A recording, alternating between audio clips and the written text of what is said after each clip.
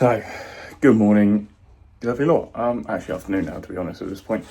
Start off in the garage, because engine's now stripped to bits. I'm going to go over that quickly, and then I will show you what's going on with the car. My attitude and motivation for the car this morning is out of the window. But I'm trying to get on with it, even to the smallest amount of stuff. But it is what it is. We'll see how this goes. So,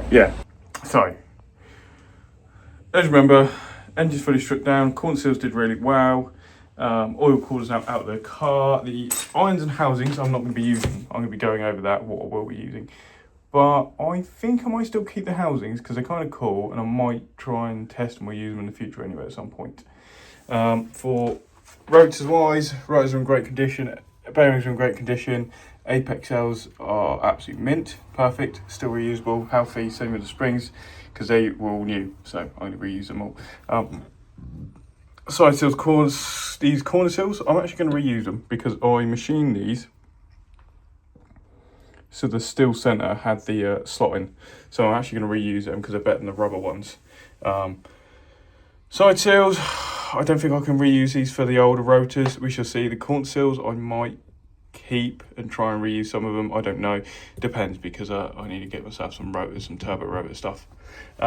Otherwise, yeah, engine's fully stripped down. I will cover a few bits on the new engine inside, so I'm probably going to snap to that. Well, I'll snap to that, then I'll be back here. Right, I don't know how that fucking transition would have worked out, but we shall see. So, going over rotary engine parts, what we've got here, let's sit down. Oh, okay. Toilet roll, what the fucking ring, not toilet roll storage. So, I can't remember if I did any YouTube video of this or not. I'm going to get some lovely early 13B irons, which was that one, and this one. The centre one, bone stock, untouched. I don't know if it's been lapped or what, but to me, it looks like new old stock, so happy days with that. This iron does as well, but it looks like it's been ported, which is fine. I'm happy with the big old bridge port in there. Could be a little bit bigger. This one, on the other hand, is pretty big. It's nice. The only thing I don't like is how thin the bridge is. Would be good for an NA build, but for a turbo, a little bit concerned about that, so I'm going to sell that one. Be good for a NA build, but yeah. And then this one, which is the one that's paired with this one. So that's sorted. Now, the cutout here on the masking tape is what was from that one. Just trying to compare the port. Obviously, this port could be taken up a lot bigger, which if I get a porting plate, I might be able to. I don't know how they ported this though and what it's going to be like with the rotors. So I might need to get a rotor and just do a mock-up and see how it's all going to line up. Yeah, there are two irons. Anyway, so recently, these two came up on Facebook Marketplace. Very, very cheap, and I was a bit sceptical on them. He pulled through. Yes, I got these incredibly cheap. So these are very early, again, 13B housings, both of them. Both of the exhaust ports are the same size. Casting slightly different, so I think they're like very close to year ring. But yeah, this is obviously the very early type. This is a couple of years later. Anyway, over the moon with them. So I've stripped all the paint off because it was this horrible goldy colour. Stripped the paint off. This one needs a bit more again, so I'll continue again on another day. I've just noticed something there. Is that just that's just a casting defect. I can clean it up. So yeah, these perfect, lovely. Now the exhaust port on these aren't big enough, so what I want to do is get a racing template. Is it started correct? No, it hasn't. I want to get a race template and port this as physically possibly as big. Just because, yes, why not? And I know you can, because the casting on these are the same as the FDs. You can just pour them up to have a big, so I need to get that. Now, you might have noticed this. So, previous person who ever had this obviously had a big bridge port or tried to do some sort of J port. The fact that luckily it doesn't protrude into the water jacket there. So what I do is I'm going to Dremel that to then match nicely up to the bridge ports on these and extend them as big as possible. So we get a hell of a lot of flow. So yeah, the reason why it's still taped up is because I was going to try and scrape all this off, but I might untape it, recoat this, and then yeah, clean. But yeah, they've been big blasted. And again, I've done it the same way as I did previously. Loads of tape on there, bead blast, or cleaned, then bead blasted, and then yeah, done. I will give them another blast because there's obviously still grit and stuff in there, so I'll give them another good, very thorough clean when I come to use these. But yeah, so that's the engine setup, and obviously I've still got my lovely solid dowels from the old engine, which I've now drilled and tapped the ends so I can get them out if I need to, and I've polished them up so they slide in and out perfectly.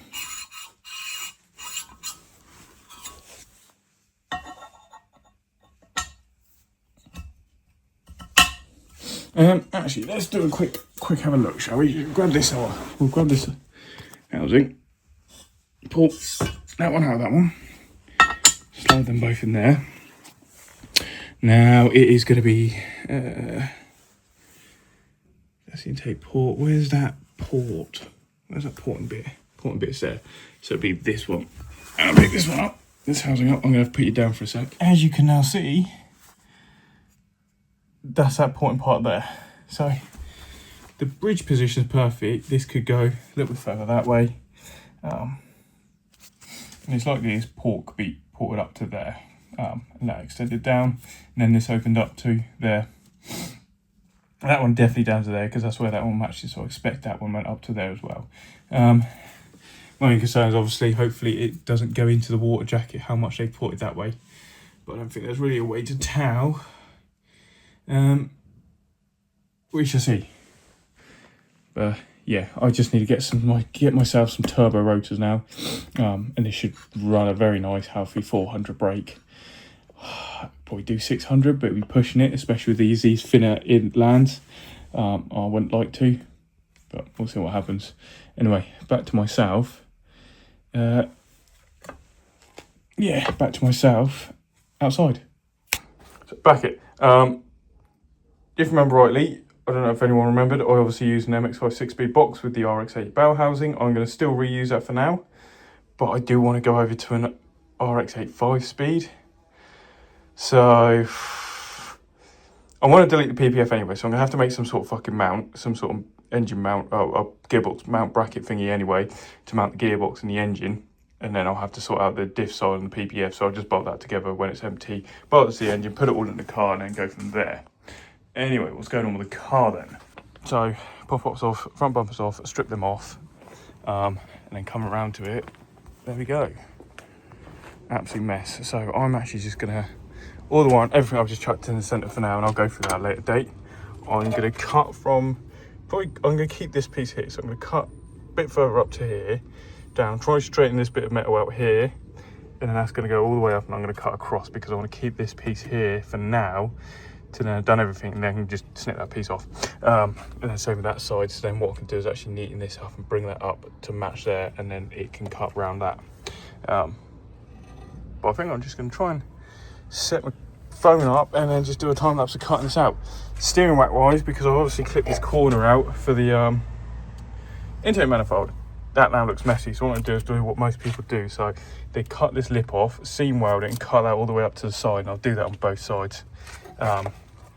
Probably delete that, grind that off, cut that off. I don't know why there's a socket there, and just start trying to go through stuff and pull everything out. I'm going to probably pull out all the brake lines, run a Mark II ABS brake master and have 2 lines, one that goes to the back, one that goes to the front, and then just tease off just to clean up all the brake line stuff as well.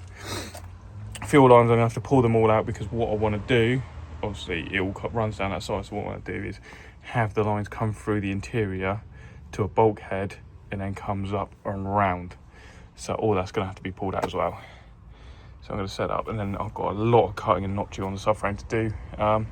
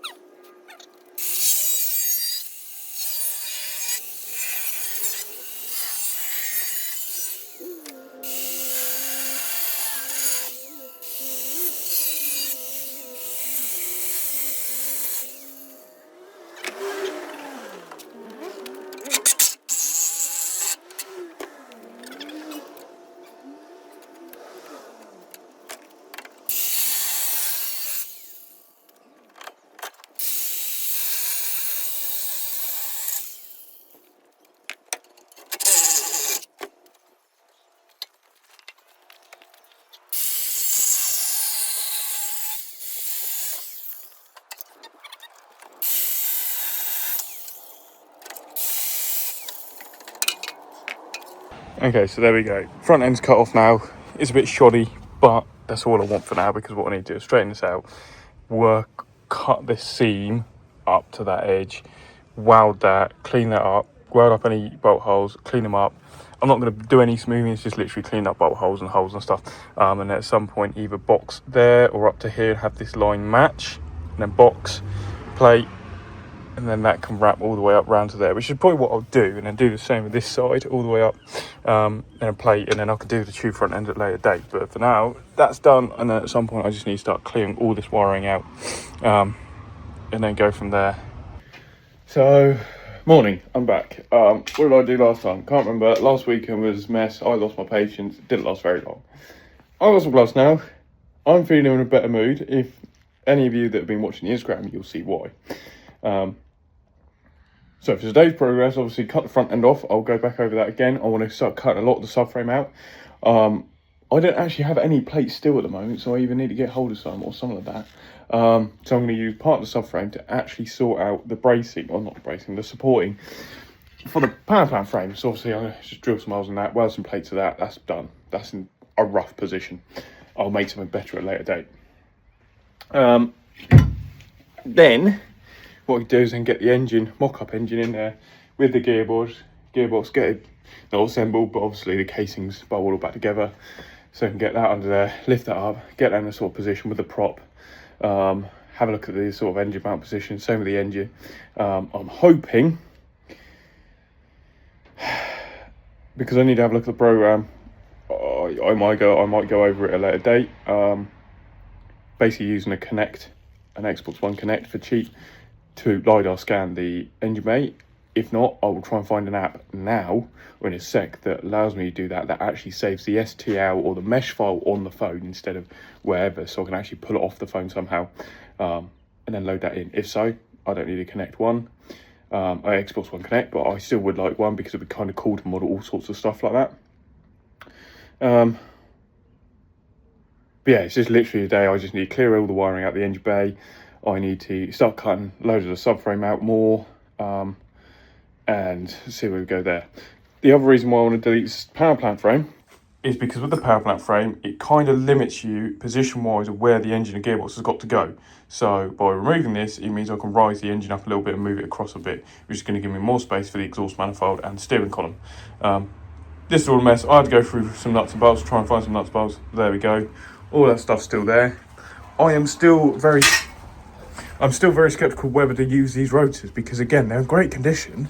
They got the RX7 apex seals, but I'm just worried about running that higher compression on boost. If I do run these rotors, E-shaft and counterweights in the new housings and irons, I'm only going to run 5 to 7 psi at max, because I don't want anything happening to those housings and irons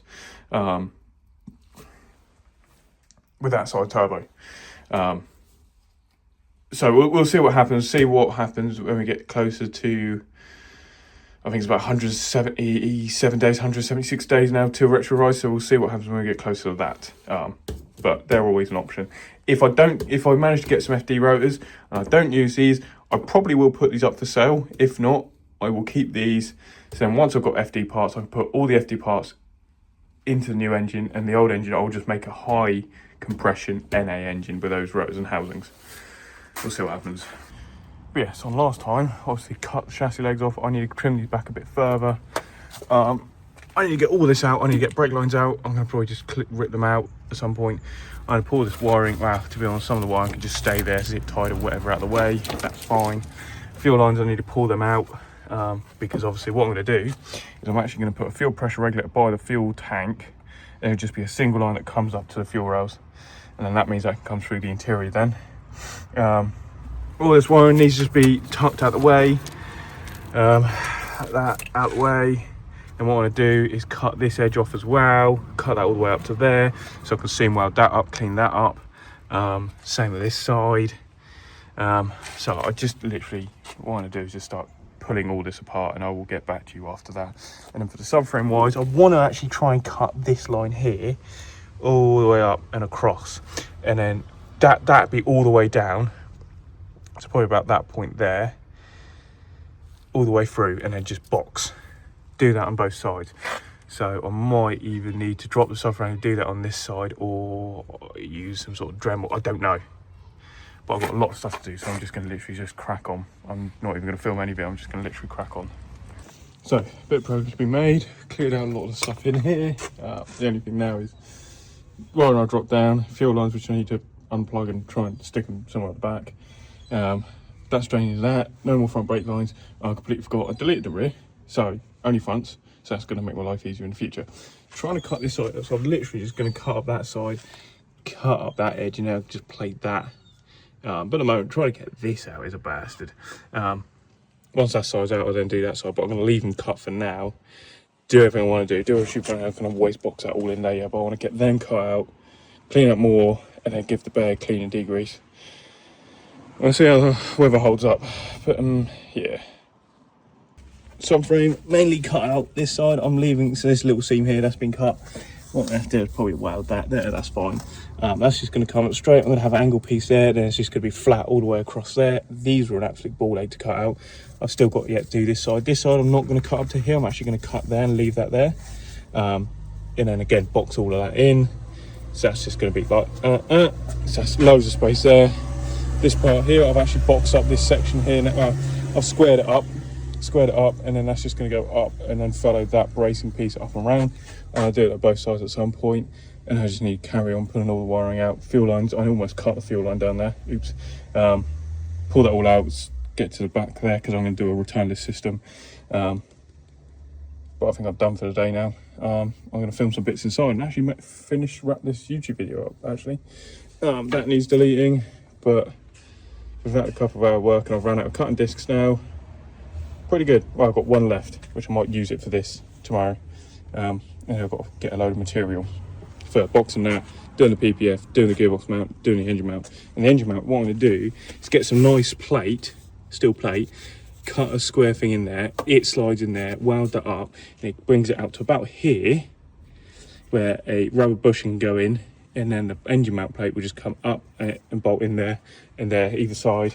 And then the intercooler and probably mount somewhere sideways there. And once I've done the engine mount and that, I can scan the engine bay and exhaust manifold, which hopefully I should have the space to. And then with that cut as well, probably notch that bit out. The downpipe should be able to slide down there. So I'm back inside now. So I can't remember if I was showing these irons or not, these housings. So obviously we've got the early R5 front and rear iron, been ported, as well as the R5 centre iron or end centre iron, which absolutely lovely. And then I managed to bag myself some of these housings. These are GSL SE housings. So I think this one's a early RX3 13B or RX4 or RX5, not RX4, don't know, early one. And then this is a RX7 FB GSL SE housing. But I managed to bag these. Chrome's absolutely perfect on them, so I'm happy days with them. So I'm not right around, there we go. Anyway, what I've been doing is playing with some CAD as well as 3D printing. So obviously I've had the FD intake manifold arrive. Big blasted, cleaned, all that sort of good stuff. And I thought, okay, I'll make some ups. I was going to buy an adapter or an FD to FC adapter and just re-drill the holes. And I thought, do you know what? No, I'm not. I'm going to design it on CAD. Done a fair few 3D prints. I mapped it out first, got the porting about right to the point I made the first iteration. And the ports were pretty close, like really close to being perfect. And then this is the final iteration. So now the ports are, like, I kid you not, absolutely perfect in these now. And I've left some material on there. That was a bit loose. I've left material on there, so these can always be ported anyway, if needs be, and then that bolts perfectly to this. So what I do for this is get it either 3D printed in aluminium or CNC using Craft Cloud, which I think is about £200 to £300 to get this made, which is awesome. And I thought, do you know what, I'll have a little play with some more CAD. I'm about to do an exhaust manifold.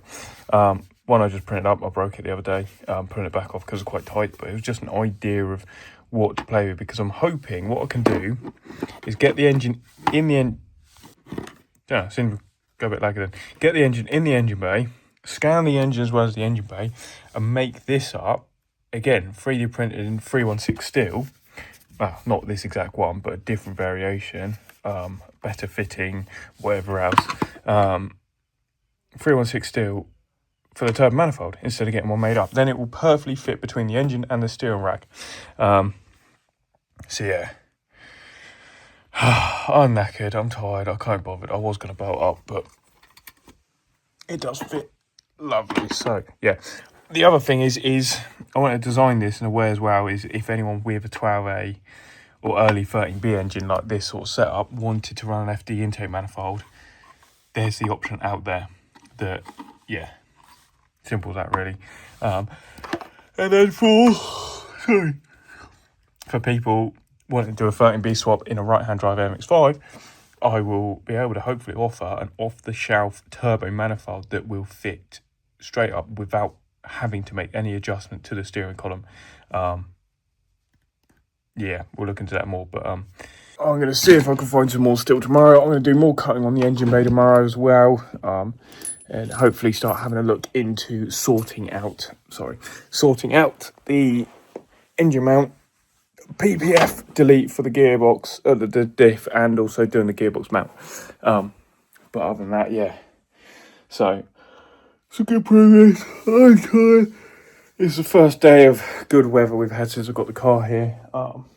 Which it's been a bit cold today. Morning was quite nice. It's got a bit gloomy, so hopefully a bit more tomorrow. Do a bit more tomorrow, and then I need to start looking at some materials and start looking at getting the engine in there as well as a few other bits. So yeah, unlike last year, which it took so long to do everything, I think, to be honest, if I had everything all in the garage, like literally everything, I'd probably smash a lot of it out in a weekend. So it's just slowly getting there, collecting bits up and whatnot. And then finding parts for the rotary engine, obviously. But again, thank you very much for watching. Again, if you're not, go follow the Instagram. That's in the description. It's worth it. If you haven't, make sure you like, subscribe, comment. And, well, yeah, the end goal is this thing at Retro Rides next year, making some hella noises. So, yeah. Sweet.